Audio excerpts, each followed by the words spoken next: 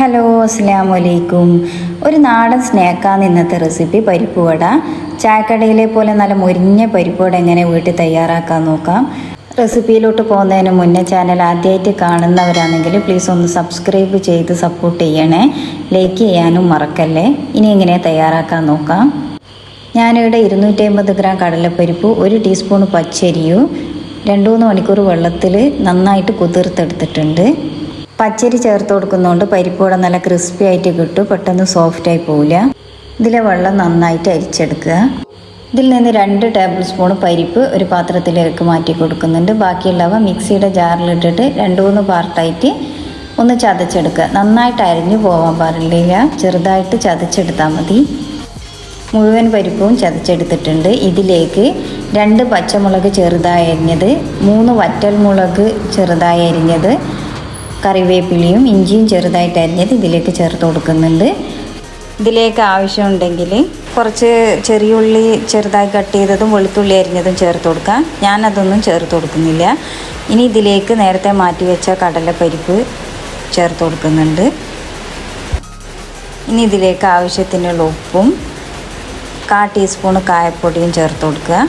കായപ്പൊടി ഓപ്ഷണലാണ്, ചേർത്താൽ നല്ല ടേസ്റ്റും സ്മെല്ലൊക്കെ ഉണ്ടാവും. ഇനി ഇത് നന്നായി പ്രസ് ചെയ്ത് കുഴച്ചെടുക്കാം. ഈ രീതിയിൽ പരിപ്പ് വട തയ്യാറാക്കാന്നുണ്ടെങ്കിൽ എത്ര കഴിച്ചാലും മതി വരില്ല, അത്രയ്ക്ക് ടേസ്റ്റാണ്. ഇത് നന്നായി കുഴച്ചെടുത്തിട്ടുണ്ട്. ഈ വട മിക്സിൽ നിന്ന് കുറച്ചെടുത്തിട്ട് ഉരുളകളാക്കി എടുക്കുക. ഈ ഉരുള കൈവെള്ളയിൽ വെച്ചിട്ട് ഇതേപോലെ പ്രസ് ചെയ്തെടുക്കുക. വിരലും കൊണ്ട് പരത്താൻ പാടില്ല, ഉള്ളം കൈ കൊണ്ട് തന്നെ പരത്തിയെടുത്തിട്ട് വടൻ്റെ ഷേപ്പാക്കി എടുക്കുക. ഇതിന് ചൂടായ എണ്ണയിലിട്ടിട്ട് ഫ്രൈ ചെയ്തെടുക്കുക. എണ്ണയിലിട്ടാൽ ഇതാദ്യം താഴെ പോയി നിൽക്കുക ചെയ്യുക. എണ്ണൻ്റെ മുകളിലേക്ക് വരുമ്പോൾ മാത്രം തിരിച്ചിട്ട് കൊടുക്കുക. അതുവരെ ഇളക്കാതിരിക്കാൻ പ്രത്യേകം ശ്രദ്ധിക്കണം.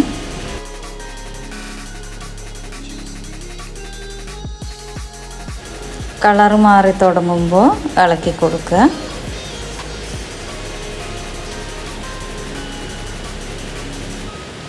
രണ്ട് മൂന്ന് പ്രാവശ്യം തിരിച്ചിട്ടിട്ട് ഇത് വേവിച്ചെടുക്കുക. ഒരു ഗോൾഡൻ കളറാവുമ്പോൾ ഇത് എണ്ണയിൽ നിന്ന് കോരിയെടുക്കാം.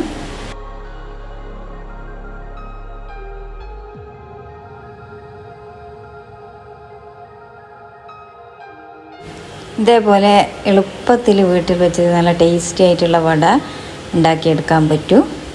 മുഴുവൻ വടയും പൊരിച്ചെടുത്തിട്ടുണ്ട്. 250 ഗ്രാം കടലപ്പരിപ്പിന് ഈ ഒരു വലിപ്പത്തിലുള്ള 15 എണ്ണം ഉണ്ടാക്കിയെടുക്കാൻ പറ്റും.